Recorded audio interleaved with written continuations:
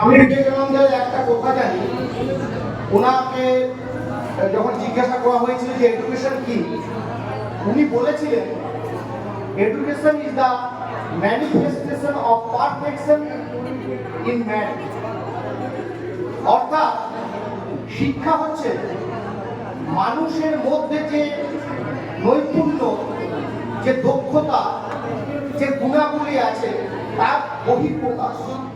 আমরা যদি গ্রামের ভাষায় বলি, মুরগির ডিম দেখেছেন তো? মুরগির ডিম দেখেছেন? হাঁসের ডিম দেখেছেন?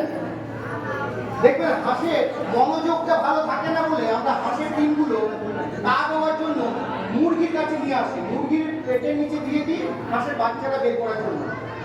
তাহলে কি হচ্ছে, ওই ডিমটা কিন্তু হাঁসের আমরা দিই কেন? মুরগি মনোযোগ সহকারে দেখবেন ও যখন ডিমে তা দেয় উঠতে চায় না, খিদে পেয়ে গেলে উঠতে চায় না, হাঁস উঠে যায় কিন্তু মুরগি ওঠে না। মনোযোগ সহকারে সেই ডিমটাকে 20 দিন 22 দিন বা 21 দিন তা দেয়, তা দেওয়ার পর সেই ডিম থেকে একটা বাচ্চা বের হয়, তাই তো? তাহলে সেই এডুকেশন হচ্ছে তাই। ডিমটা কিন্তু মুরগির ছিল, ডিমটা কিন্তু হাঁসের নয়। হাঁস কি করলো? একটা অনুকূল পরিবেশে তৈরি করলো, যেখানে একটা যে তাপমাত্রাটা দরকার সেই তাপমাত্রাটা দিল।